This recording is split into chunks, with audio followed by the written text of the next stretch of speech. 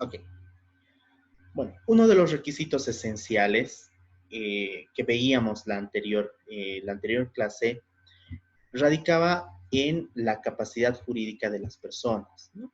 Entendida como aquella capacidad o aquella voluntad de poder manifestar de forma libre y consensuada esa voluntad de contraer el matrimonio, ¿no? Entonces, una de las características principales de lo que viene a ser el tema del matrimonio y los requisitos que se deben cumplir va a radicar principalmente en la edad, en la edad, en ciertos rasgos fisiológicos que debe cumplir la pareja y también algunos requisitos indispensables que están vinculados a la voluntad, ¿no? Veíamos de la misma forma que en realidad, en relación, perdón, a la libertad de Estado, es necesario poder establecer, antes de constituir un nuevo matrimonio, necesariamente la persona debe encontrarse en estado de libertad. Quiere decir, dentro de materia de familia, que no tenga un matrimonio anterior, que no haya sido disuelto y que esa persona no haya constituido una unión libre o un matrimonio de hecho, ¿no? Entonces, veíamos también que una penalidad, en realidad, a esta conducta está tipificada en realidad en el Código Penal y dentro de la óptica del derecho de familia se la va a considerar incluso un delito y de cierta forma va a anular o va a acarrear la nulidad del acto del matrimonio, ¿no? Entonces veíamos que de cierta forma en materia de la libertad de Estado, el sistema de registro civil ha cambiado en un determinado tiempo y ahora permite o evita en realidad de que en el tiempo puedan burlar en realidad los mecanismos de seguridad que tiene el servicio de registro cívico para eh, salvaguardar, para poder verificar que una persona no tenga un matrimonio anterior, ¿no? De la misma forma, el Código de las Familias, dentro de los requisitos para contraer el matrimonio, va a establecer una prohibición de que dos personas unidas por un vínculo de consanguinidad puedan contraer matrimonio. Lo que implica que dos personas en línea de consanguinidad y parentesco no van a poder constituir un matrimonio. Eso tiene relación con dos aspectos esenciales.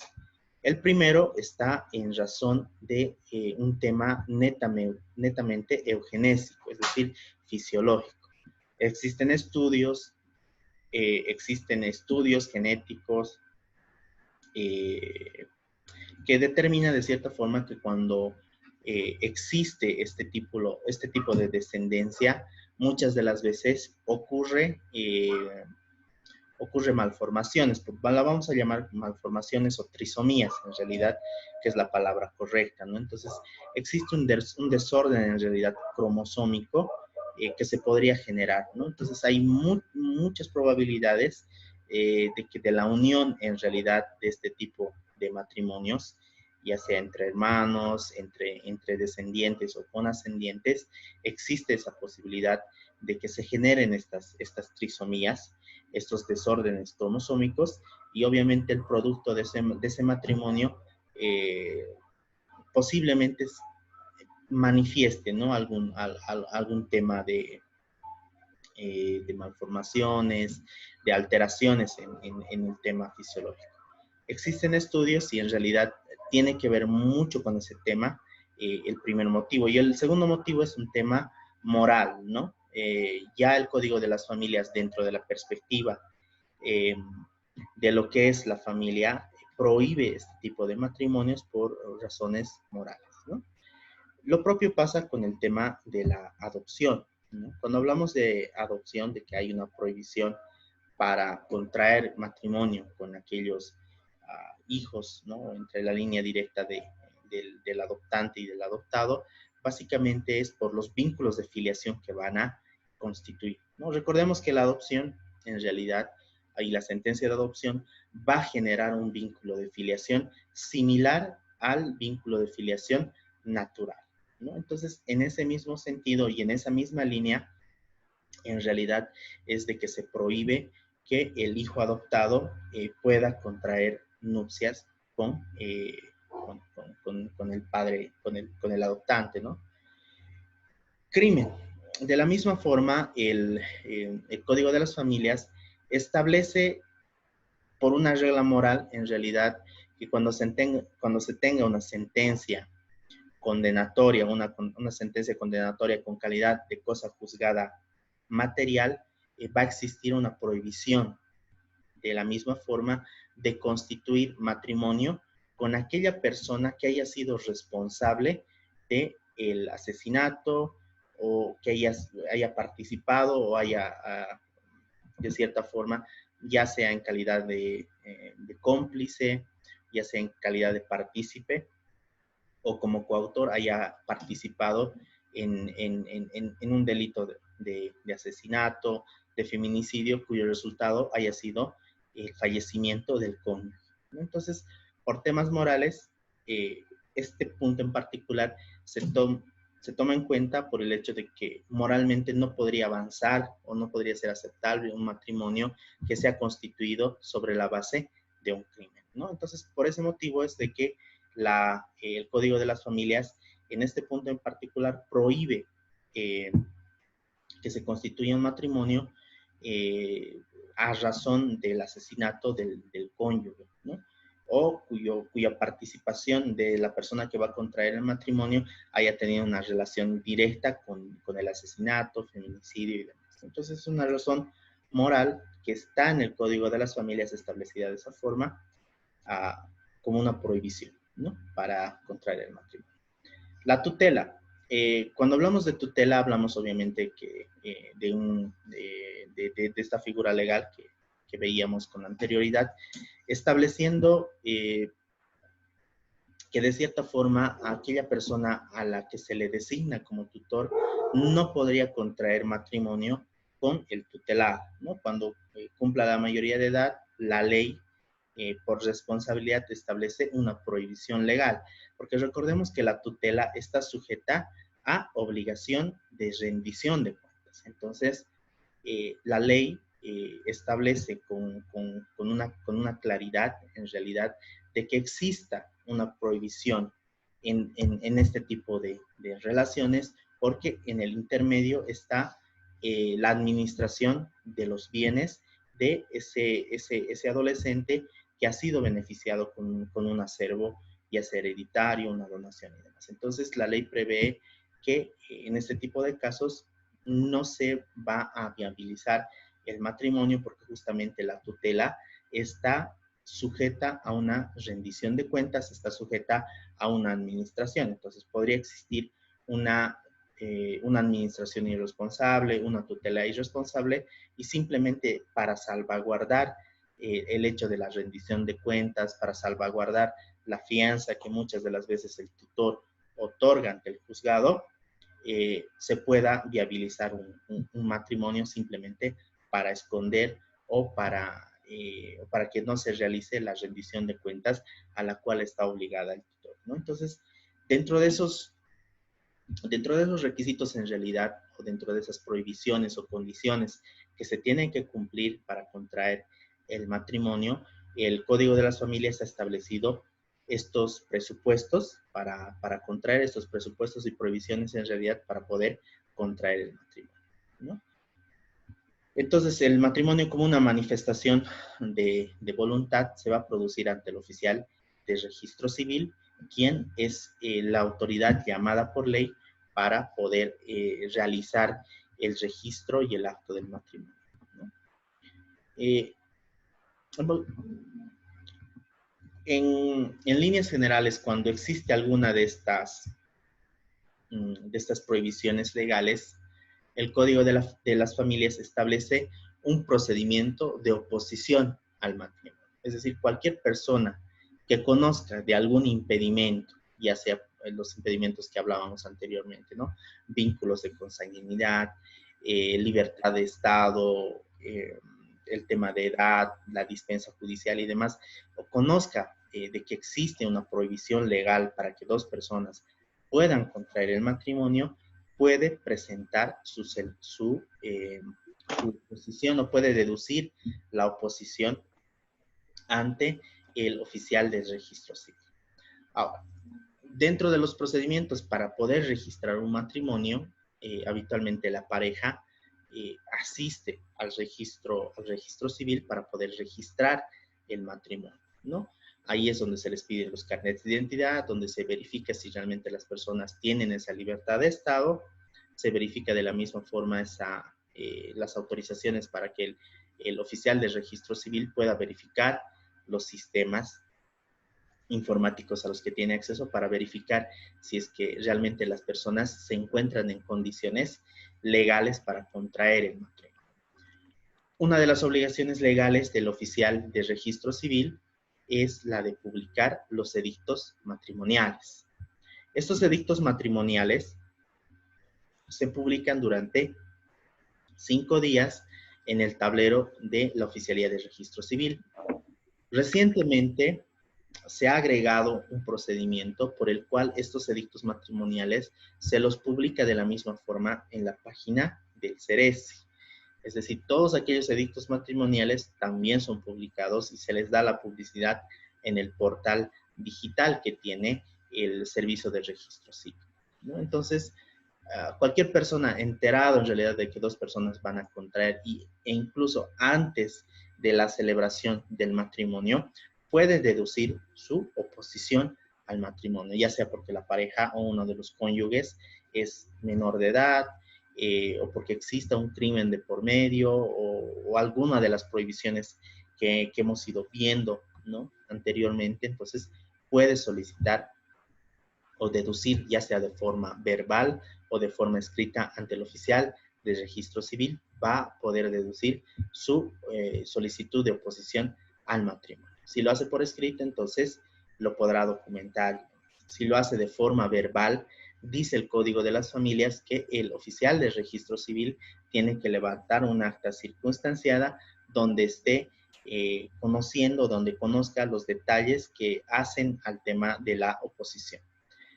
Con este simple acto, el oficial de registro civil está en la obligación de cancelar y suspender todos los trámites y todos los plazos para poder celebrar el matrimonio. E inmediatamente también tienen la obligación de poner en conocimiento del juzgado de familia de turno del distrito judicial, ¿no? Esta oposición la presenta directamente el oficial del registro civil. La persona que tiene esa legitimación activa para deducir la oposición va a ser el oficial de registro civil ante el juzgado de familia. El juez de familia lo que va a hacer va a radicar esa solicitud de oposición al matrimonio y básicamente lo que va a hacer la autoridad jurisdiccional es de convocar, emplazar y citar a los futuros cónyuges para poder determinar si es que realmente existe una causal de impedimento para que se puedan casar, ¿no? Entonces, ya emplazadas las partes en una audiencia, en realidad van a poder argumentar y van a poder presentar las pruebas y van a poder desvirtuar de la misma forma la solicitud de oposición, ¿no? Entonces, se va a trabar esa relación jurídica procesal dentro del juzgado de familia para simplemente definir si es que se va a rechazar la oposición o por el contrario, si es que se la va a tener como probada la oposición y se va a suspender de forma definitiva el trámite. Entonces, es la autoridad jurisdiccional que una vez convocando tanto a la persona que ha planteado la oposición como a los futuros cónyuges, va a decidir si el matrimonio es viable o no. Entre tanto, el procedimiento o el trámite del registro de matrimonio va a quedar suspendido. Si se rechaza, si se rechaza la oposición, va a proceder el matrimonio. Si la oposición es declarada infundada, se va a condenar el resarcimiento de daños por el perjuicio que se está generando, por el gasto judicial que muchas de las veces se va a generar, ¿no? Entonces tenemos estas dos opciones. Esas dos opciones en realidad que se va a realizar ante el juzgado de familia, ¿no? Entonces, este gráfico, bueno, básicamente representa, ¿no?, el proceso que se sigue a nivel de cada una de las instancias, pero todo empieza a nivel del oficial del registro civil, antes de que se pueda realizar el tema del matrimonio, ¿no? Formalidades del matrimonio. Dentro de las formalidades en realidad que existe para llevar adelante el matrimonio, anteriormente se veía en las diferentes, en las diferentes ceremonias, en las diferentes bodas, que el oficial del registro civil participaba activamente del matrimonio, ¿no? Era como un invitado más, oficiaba una ceremonia, básicamente dentro de una fiesta, dentro de un local. Como les comentaba anteriormente, a partir de que se sistematiza, se obliga básicamente a los oficiales del registro civil a contar con una conexión a Internet, un acceso directo y automático a los sistemas informáticos que tiene el CERECI, es a partir de ese momento en el cual se prohíbe a los oficiales del registro civil a abandonar o a sacar los libros que tienen bajo su cargo y llevarlos a las diferentes ceremonias. Es por eso ya que al menos este último año, bueno, y parte del 2019, ya en las bodas en realidad ya no se ha visto la presencia del oficial del registro civil para realizar el acto del matrimonio, para que firmen los libros, porque eso se hacía antes en la ceremonia o en la boda, se hacía todo el ritual, ¿no? Entonces, son aspectos que ya se han dejado de lado, se han dejado de la práctica, y bueno, ahora el oficial de registro civil ya no tiene esa potestad de poder sacar los libros de la oficialía de registro civil, y los matrimonios se están realizando netamente en esas dependencias, ¿no? Eso es por cuidar el tema de los libros, por cuidar el tema de los sistemas informáticos que ellos van manejando. Sin embargo, algunos oficiales de registro civil todavía están participando medianamente de las bodas, pero simplemente es para entregar el certificado de matrimonio y para entregar la libreta de familia, ¿no? Entonces, ese ha sido uno de los grandes cambios en realidad que se ha producido en estas últimas gestiones, ya por los cuales ya no los vemos a los oficiales de registro civil haciendo firmar los libros de registro de matrimonio, emitiendo las partidas de matrimonio en la ceremonia de boda, ¿no? Eso ya ha ido cambiando en el tiempo. Para poder entender en realidad la forma en la que se desarrolla esta manifestación, porque en realidad el matrimonio se va a entender como un contrato, ¿no? Un contrato social por el cual dos personas se van a comprometer y van a unir su vida o van a unir esos proyectos de vida en común.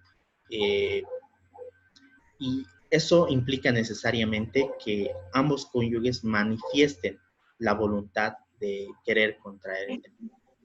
Como cualquier contrato está sujeto a la voluntad y al consentimiento de ambas personas, ¿no? Las parejas entran al matrimonio de forma libre, de forma consensuada, sin que medie ningún tipo de violencia, ¿no? Y eso veíamos, ¿no? La anterior clase, los requisitos esenciales en realidad de los contratos, entre los cuales está el consentimiento, ¿no? Sin embargo, existen ciertas particularidades que en realidad se están arrastrando del anterior Código de las Familias, una de las cuales es de que se permite al menos a uno de los cónyuges asistir al acto de matrimonio mediante una tercera persona o mediante un apoderado, ¿no? Ahora, la ley prevé que necesariamente ese poder especial debe contener de forma específica esa facultad para que el apoderado pueda manifestar la voluntad de contraer el matrimonio, ¿no? Entonces, ya al oficial de registro civil se tiene que acompañar ese documento para que se pueda tramitar el matrimonio legal. Habitualmente esto ocurre con las parejas que viven por diferentes motivos, se encuentran en el extranjero. extranjero, ¿no? En un determinado tiempo, por temas de fuerza mayor, por temas de caso fortuito. Entonces, la ley prevé que al menos uno de los cónyuges pueda estar presente mediante apoderado, ¿no? Bajo circunstancias especiales, bajo circunstancias de fuerza mayor. El oficial, como les decía anteriormente, necesariamente tiene que publicar esos edictos matrimoniales durante 5 días en un pizarrón visible. Si alguna vez han visitado una oficialía de registro civil, han debido ver que tienen una pizarra de partes donde están todos los edictos matrimoniales con las fechas en las cuales se va a celebrar el matrimonio, y esto es justamente para cumplir ese requisito de publicidad que se le tiene que dar al acto. Y como les decía, de la misma forma, ellos mediante el portal del CERECI van a publicar para que cualquier persona pueda plantear su oposición dentro del plazo legal, ¿no? Hasta antes de que el matrimonio se celebre. Como les decía, los actos ahora, el acto del matrimonio en realidad ya se lo realiza en oficinas del registro civil, ¿no? Existe una prohibición expresa de que los libros que manejan los oficiales de registro civil se saquen por diferentes motivos de las oficinas y se lleven a diferentes lugares, siendo que en realidad la calidad de esos libros o la custodia de esos libros le corresponde al oficial de registro civil, quien no debería sacar esa documentación o poner en riesgo esa documentación por un acto o por un matrimonio, ¿no? Entonces sí existe una prohibición de sacar esos libros y de proceder como antes se lo hacía, ¿no? Entonces eso ya se ha reglamentado, en realidad ya no se va realizando, ¿no? En el tiempo. Lo cancelé. De la misma forma, jóvenes, cuando el oficial de registro civil, dentro de las obligaciones en realidad que tiene, va a estar el hecho de la impresión del certificado de matrimonio, de la suscripción e inscripción en realidad del matrimonio dentro del libro de partidas de matrimonio que les manejan. Los oficiales de registro civil manejan diferentes libros, ¿no? Les mostraba incluso anteriormente una partida de nacimiento. Es algo similar en realidad con el tema de los matrimonios. Se manejan partidas individuales y libros en realidad en los cuales se va a registrar los datos del matrimonio, se van a registrar las firmas y las impresiones digitales de los contrayentes, ¿no? Entonces, el certificado de matrimonio es simplemente un testimonio o una copia de ese libro que se les va a entregar a cada uno de los cónyuges conjuntamente con la libreta de familia, en la cual de la misma forma se va a registrar la fecha del matrimonio y se va a registrar la descendencia de ese matrimonio, ¿no? Uno de los requisitos esenciales, y en realidad vamos a tomar en cuenta que dentro del Código Civil, dentro del Código de las Familias, es ese certificado de matrimonio, prueba plena de la existencia de una relación matrimonial o de una relación conyugal, ¿no? Entonces, el certificado de matrimonio va a constituir en un documento público para poder acreditar la existencia de un vínculo jurídico entre dos personas, ¿no? Porque a partir de eso y a partir de la suscripción del certificado de matrimonio, a partir de su emisión, se empiezan a generar efectos personales en referencia a los deberes que los esposos deben guardar para consigo, y por otra parte se van a empezar a generar efectos patrimoniales, ¿no? Ese proyecto de vida en común va a generar efectos patrimoniales en lo referente a que se va a constituir un patrimonio común o lo que llamamos los bienes gananciales, ¿no? Entonces es a partir de ese momento en realidad que empieza a correr y se empiezan a generar todos los efectos personales y patrimoniales del matrimonio, ¿no? Entonces, bueno, la mayoría debe conocer el certificado de matrimonio, que identifica la oficialía y la fecha de inscripción, identifica a los contrayentes, ¿no? Y bueno, y tiene las medidas de seguridad correspondientes. De todas formas, en esta parte, en esta última parte que está aquí, en las notas aclaratorias se insertan modificaciones, rectificaciones que podrían existir de las partidas de matrimonio, ¿no? Entonces, la prueba plena de la existencia de un vínculo conyugal, jóvenes, va a ser este certificado de matrimonio. Este certificado de matrimonio es base de demanda para el divorcio, es base de demanda para el tema de la asistencia familiar, es base de demanda para una declaratoria de herederos. ¿Por qué? Porque es un documento que va a establecer ese vínculo jurídico que necesariamente existe entre dos personas y que va a generar esos efectos, por una parte personales, ¿no? De deber de auxilio recíproco, y también efectos patrimoniales en referencia a los bienes que se hayan generado durante el matrimonio, ¿no? Sin embargo, muchas de las veces pueden existir algún tipo de situaciones con el certificado de matrimonio, como el hecho de que ocurría anteriormente, ¿no? El oficial de registro civil no registraba de forma correcta el tema de la partida, sí emitía el certificado de matrimonio, porque antes se podía hacer la emisión manuscrita de los certificados de matrimonio y habitualmente o en alguna oportunidad no se registraban en los libros. Entonces, cuando pasaban ya al sistema informático, resultaba que ese matrimonio no habría sido inscrito dentro de los libros del registro civil. Entonces, eso generaba un conflicto a nivel jurídico. Entonces, la ley establece que de la misma forma que con el certificado de matrimonio se puede acreditar la existencia de un vínculo entre dos personas, no es el único medio por el cual se va a poder probar en realidad la existencia del matrimonio, ¿no? Y en ese punto, el Código de las Familias también empieza a establecer la existencia del trato conyugal, es decir, aquellas condiciones propias del matrimonio que van a hacer presumir la existencia de un vínculo conyugal.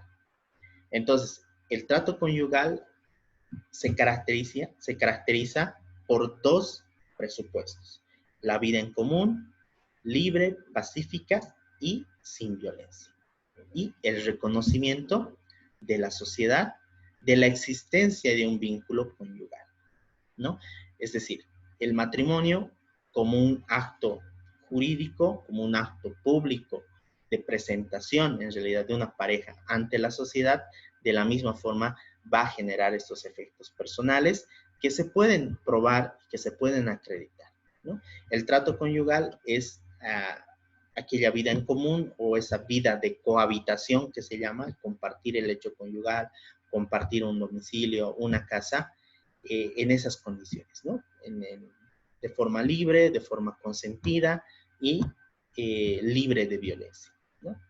A eso se denomina trato conyugal. Y por otra parte, al reconocimiento de la sociedad de la vida en pareja, ¿no? ¿No es verdad? Como es una presentación ante la sociedad de la pareja, obviamente que la sociedad también va a reconocer, ¿no?, que existe un vínculo conyugal entre dos personas. Entonces, el trato conyugal viene a ser un mecanismo para probar y acreditar, por una parte, la existencia de un vínculo conyugal, que más adelante vamos a ver que el trato conyugal en realidad también va a representar un medio de prueba para poder acreditar la existencia de una unión libre o de un matrimonio de hecho, ¿no? Porque son estas condiciones las que constituyen una base del matrimonio, ¿no?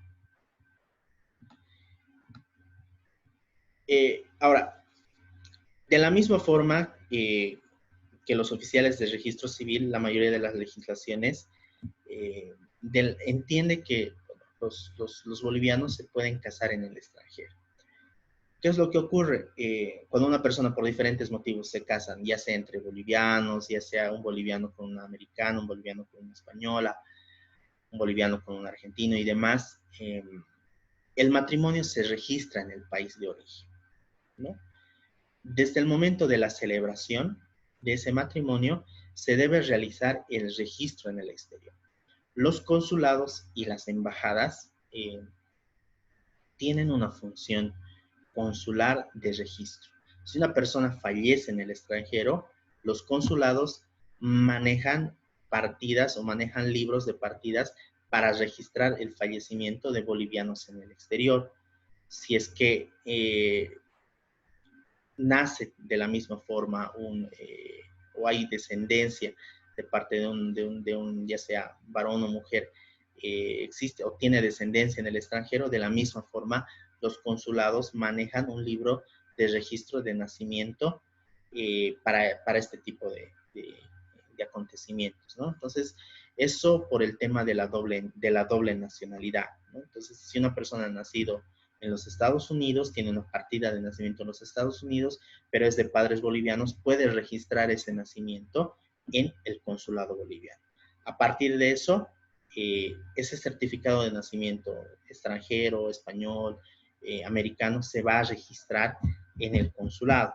Esto es con la finalidad de que ese niño, en realidad, o niña, tenga acceso a la doble nacionalidad, ¿no? Por una parte, en los Estados Unidos y por otra parte, en Bolivia.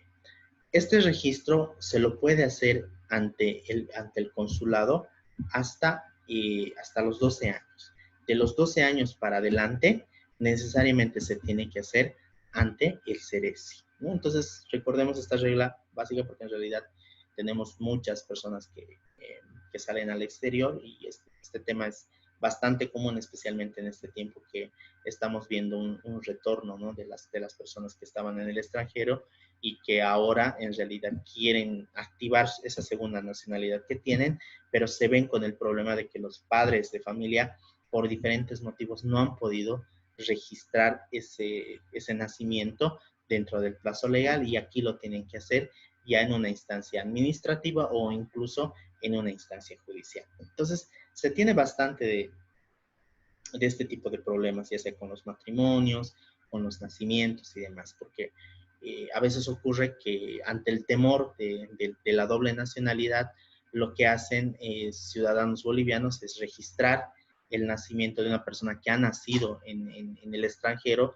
volver a registrar el nacimiento aquí en Bolivia como si hubiera nacido en Bolivia. Entonces se genera una doble partida de nacimiento, ¿no? Entonces eso es lo que genera problemas a nivel de datos de identidad, a nivel de fechas de nacimiento, a nivel de la misma nacionalidad. Nuestra legislación en realidad en relación al tema de la doble nacionalidad es permisible, no hay una prohibición expresa como en otras legislaciones, como en la legislación alemana, ¿no?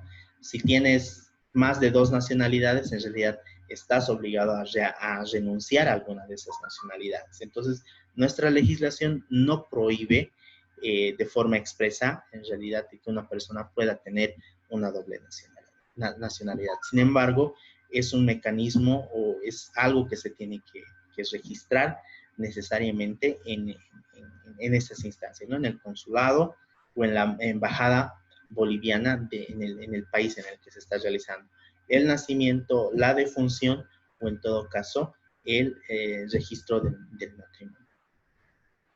Habitualmente con todos los documentos que llegan del extranjero a Bolivia, anteriormente se pasaba por un proceso muy, muy largo por el cual se legalizaba la documentación.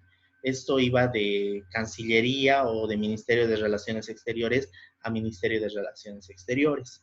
Ya desde el 2018, el Estado boliviano ha homologado, ha ingresado al Tratado de la Haya para el apostillado de los documentos en general. Es decir, se ha sistematizado en realidad el sistema de apostillado para el exterior. El apostillado en realidad es un sellito que te pone en el país de origen del documento. Y básicamente es un proceso de digitalización de los documentos. Se escanea la documentación por la instancia en realidad que está emitiendo el documento, la certificación y se lo sube a internet. Y se emite un código único y un sello que tiene que viene con el tema del convenio de la Haya. Cuando ingresa a territorio boliviano, ese documento ya es válido, ¿no? Simplemente simplemente se requiere el sello de la Haya que vale como legalización.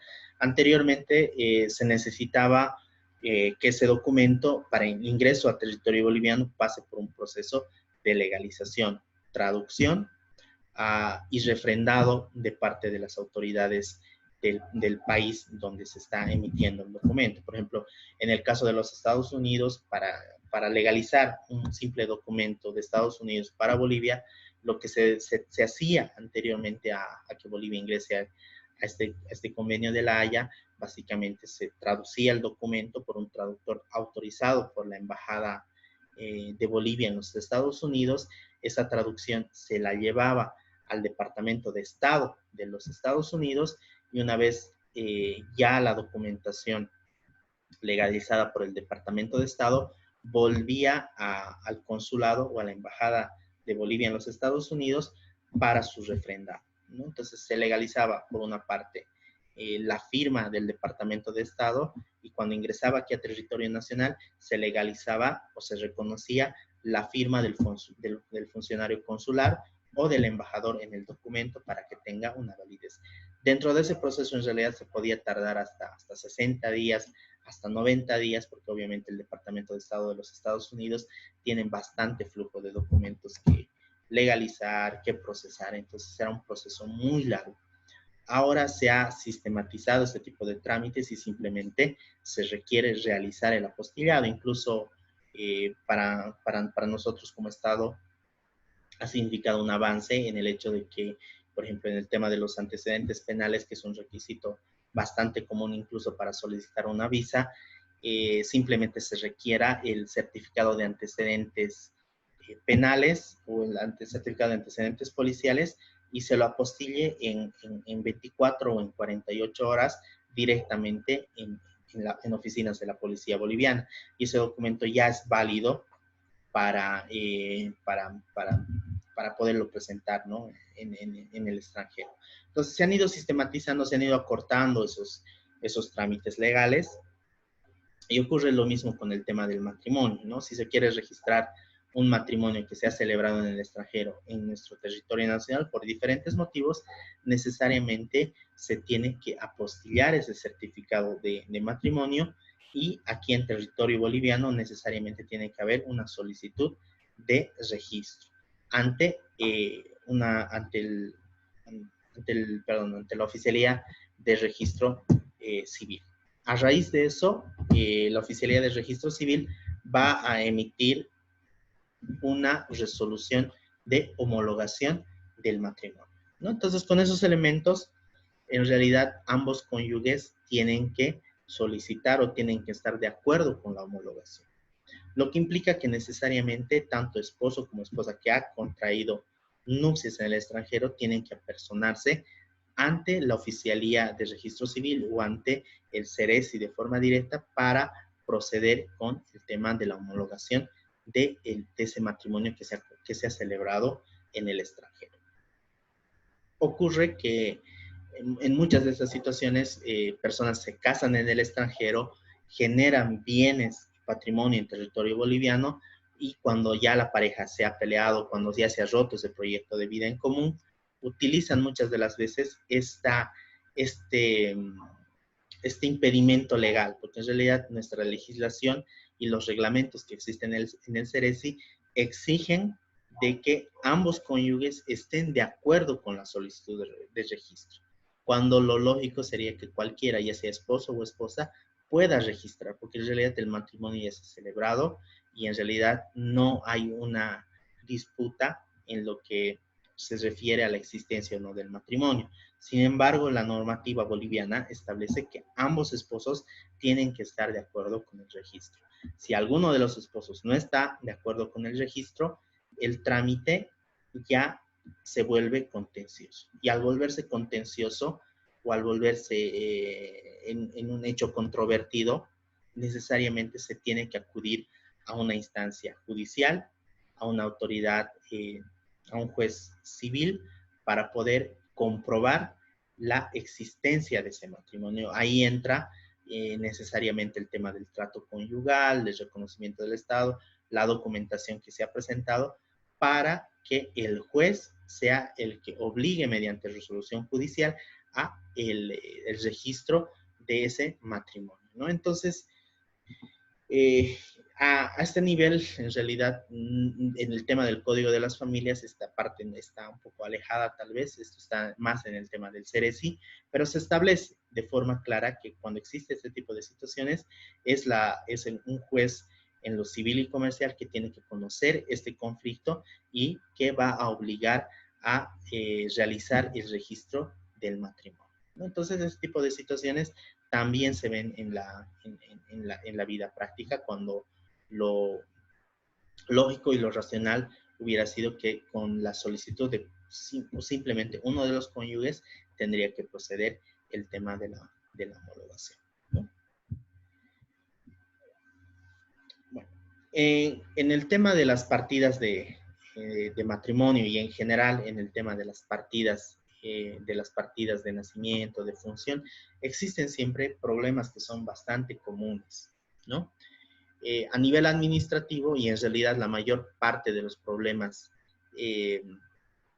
se deberían resolver en una instancia netamente administrativa, porque recordemos que cuando ingresa en vigencia la ley 018, la ley del órgano electoral plurinacional, básicamente se cambia el modelo que se tenía anteriormente, ¿no? Es decir, pasamos de un sistema netamente judicial, porque antes era todo judicial. Querías modificar tu partida, era un trámite ordinario judicial. Había un error o tenías doble partida, necesariamente necesitabas una orden judicial. Con la vigencia ya y la creación del órgano electoral plurinacional, ya ingresan en un proceso de desburocratización de todo el sistema del registro civil. Sin embargo, en estos últimos tiempos, al menos aquí en la región de Cochabamba, se está teniendo bastante inconveniente con el hecho de que se está judicializando algunos trámites, ¿no? No ocurre lo propio en La Paz, en Santa Cruz, en otros distritos judiciales. En algún municipio yo he tropezado con el hecho de querer registrar, no sé, una partida de defunción, por ponerles un ejemplo, pero el funcionario me pide una sentencia de divorcio, ¿no? Entonces me dice, tienen que iniciar una demanda de divorcio para que se pueda cancelar esta partida de matrimonio, porque no hay sentencia. Pero si el cónyuge ha fallecido, ¿contra quiénes podría dirigir la demanda de divorcio? Y bueno, un criterio erróneo es el hecho de que me digan contra presuntos herederos, cuando en realidad la ley establece que el matrimonio se extingue con el fallecimiento de uno de los cónyuges, con el fallecimiento de uno de los cónyuges. Entonces, lo lógico sería que necesariamente ese cónyuge pueda solicitar con el certificado de defunción la cancelación de esa partida de matrimonio, ¿no? Y tener ya la condición de viuda. Sin embargo, algunos funcionarios, por obviamente falta de información, falta de criterio, muchas de las veces manejan estos criterios y a nivel judicial van generando una carga procesal, ¿no? Y obviamente que una demanda de divorcio dirigida a presuntos herederos no va a ser una demanda que pueda prosperar en el tiempo, ¿no? Entonces, este tipo de problemas a nivel registral todavía se están viendo, ¿no? En algunos municipios, ¿no? En Cochabamba, bueno, no, ya que existe el tema del CERECI, ya existe asesoría legal, son personas con incluso mucho más formación e información también, entonces evitan tener este tipo de criterios. Pero en algunas regiones he visto que algunos funcionarios lamentablemente no cuentan con la información adecuada y generan, ¿no? Generan problemas en realidad, ¿no? Y una carga administrativa y una carga judicial y también un perjuicio material a esas personas a las cuales se les rechaza este tipo de trámites básicos. Entonces, con esa desburocratización, en realidad se pone en vigencia un reglamento de cancelación, reposición y rectificación de partidas, ¿no? Por lo cual, la mayoría de los trámites debería realizarse en la vía administrativa, es decir, presentando la documentación para acreditar la existencia de dos partidas, cancelarlas, presentar algunos documentos para poder acreditar que ha habido un error en alguna de las partidas, ya sea de nacimiento, matrimonio, de función, y que los funcionarios ya mediante una resolución administrativa simple puedan proceder a cambiar, modificar o en todo caso rectificar esas partidas de matrimonio. No ocurre en todos los casos, obviamente, que especialmente en Cochabamba, como que tienes que pelear algunas cosas porque en realidad se convierte como en un mini juicio a la ventanilla y el funcionario judicial, el funcionario, mejor dicho, de la Oficialía de Registro Civil, ahí como que se constituye en un muro, ¿no? Que no puede o que no permite en realidad que pasen los trámites. Y obviamente que es por el tema de la carga de trabajo, la documentación que tienen que ir procesando, pero se generan este tipo de inconvenientes, ¿no? Algo común con el tema de las partidas es la destrucción o la pérdida, ¿no? Casos que les contaba, es decir, ya se ha producido el matrimonio, se han entregado el certificado de matrimonio manuscrito, la libreta de familia, pero resulta que la partida física del matrimonio no ha sido subida al sistema, se ha perdido, se ha extraviado, la han destruido por algún motivo, entonces no se encuentra en el sistema. En ese tipo de casos existe el procedimiento de reposición de la partida de matrimonio, nacimiento o defunción.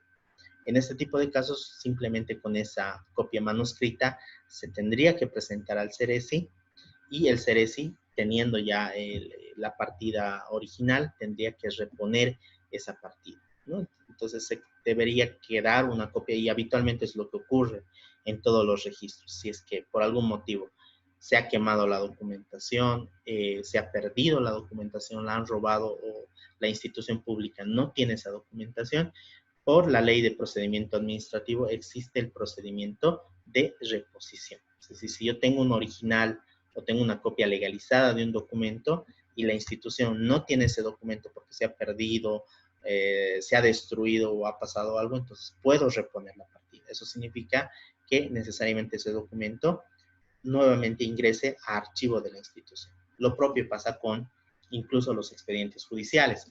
Muchas de las veces, y es por eso que en los juzgados habitualmente cuando se saca copias, necesariamente un funcionario te tiene que acompañar, porque muchas de las veces, ya sea las partes o algunos abogados, tienen la tendencia a arrancar hojitas, ¿no?, del expediente. Entonces pueden ser pruebas muy materiales o muy necesarias para un proceso y obviamente que por el hecho de sacar fotocopias, estas pruebas pueden ser sustraídas del expediente judicial. Entonces, incluso a nivel judicial también va a proceder en este tipo de casos que se repongan esos documentos, aunque sean fotocopias, ¿no?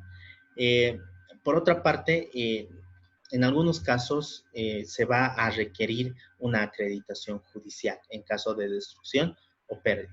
Cuando nos rechaza el CERECI algún trámite en la vía administrativa, nosotros tenemos la opción para acudir a una instancia judicial. Recordemos que la ley 439, el Código Procesal Civil, establece que todos los trámites o todas las solicitudes que no tengan un procedimiento específico se van a tramitar en la vía ordinaria. Entonces, el juez no puede desconocer una solicitud, no puede declarar que la solicitud no tiene fundamento legal, sino que tiene que tramitarla directamente en la vía ordinaria. Entonces, una acreditación judicial de reposición de partida que ha sido ya rechazada a nivel administrativo, la podríamos viabilizar en una instancia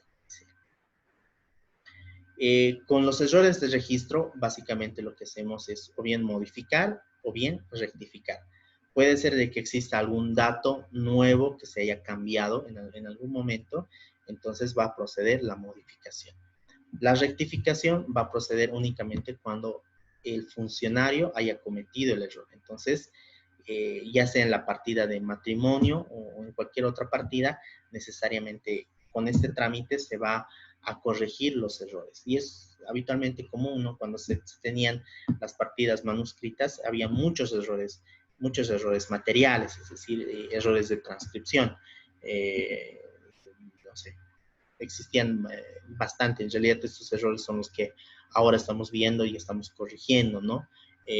Cuando ya hay un tema sucesorio, cuando hay diferencias entre el carnet de identidad, la partida de nacimiento y la partida de matrimonio. Entonces, obviamente que en ese tipo de casos necesariamente se tiene que acudir a una instancia administrativa primero para poder determinar, ¿no? Si es el caso de fecha de nacimiento, nombre correcto, fecha de inscripción de la partida y demás. Entonces, esta partida que veíamos anteriormente y que tiene estos datos puede contener errores, ¿no? Errores que pueden ser atribuibles al funcionario o pueden ser atribuibles a las personas, ¿no? O puede ser que la persona haya cambiado de número de carnet de identidad, haya agregado un segundo nombre y demás. Entonces, la partida ya de por sí tiene que irse modificando en el tiempo, ¿no? Entonces, necesariamente son aspectos que se tienen que corregir en una instancia administrativa, y si hay un rechazo por parte del CERESI,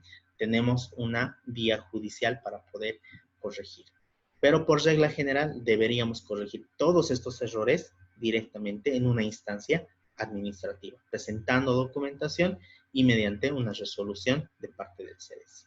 No ocurre de forma general, les diré, pero los reglamentos están de esa forma. Bueno,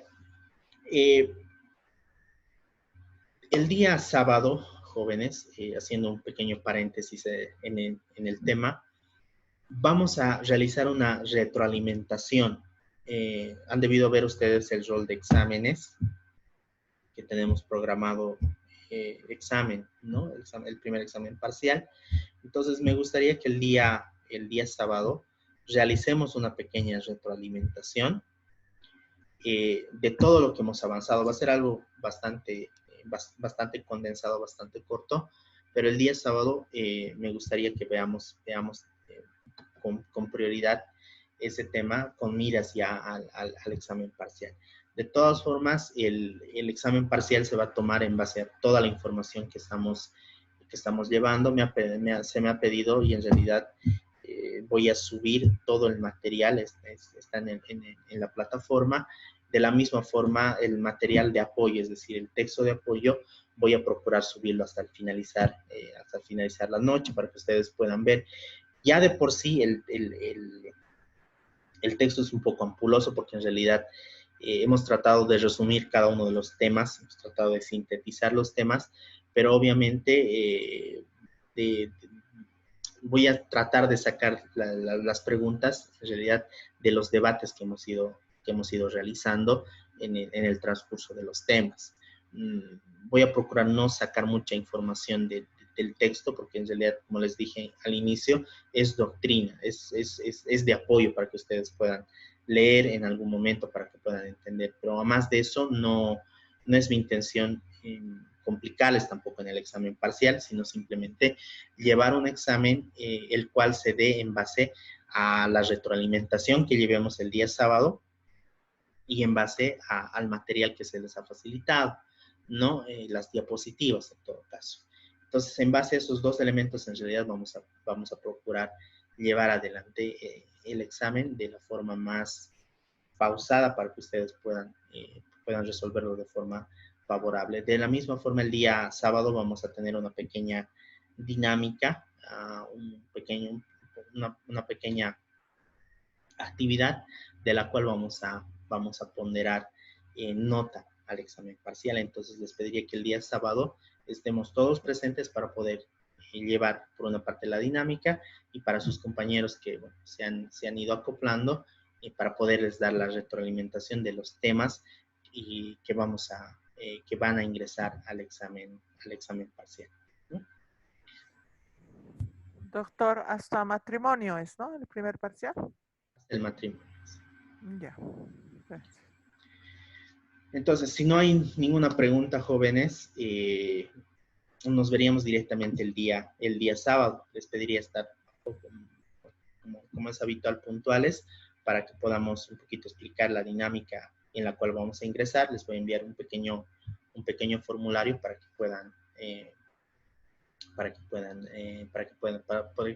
podamos realizar el examen. Gabriela.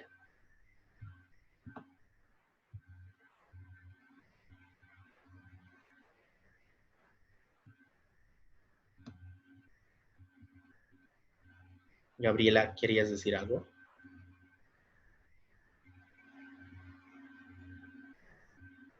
Bueno, entonces, quedaríamos en eso. Si hay alguna duda, preguntas en realidad sobre el tema de la modalidad del examen parcial, obviamente lo vamos a conversar ya el día sábado. Ok, aquí estoy viendo. Ok, el tema de la batería de preguntas, en realidad vamos a tratar de sacar en realidad el contenido el día sábado en esta retroalimentación, y en realidad todo lo que conversemos el día sábado en esta sesión de retroalimentación y con esta actividad, vamos a tratar de condensar todo eso para que ustedes puedan simplemente repasar los temas que hemos ido avanzando y en base a eso rendir el examen parcial, ¿no? El tema de la batería de preguntas, bueno, creo que sería un poco más extenso, les daría menos tiempo para repasar, ¿no? Entonces, considero que va a ser más productivo ver el tema de la retroalimentación el día sábado, y en realidad ahí vamos a acordar y puntualizar lo que va a ir ingresando al examen parcial, ¿no? Bien, doctor. Ok. Entonces Muy bien, quedaríamos en doctor. eso, jóvenes. Nos vemos el día sábado, y ya para ver esta última parte, cerrar este tema.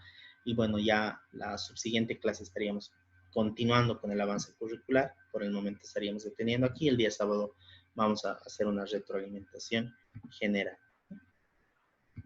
Gracias, doctor. Está bien, doctor, gracias. Bueno, que tengan una buena noche todos. Nos vemos el sábado.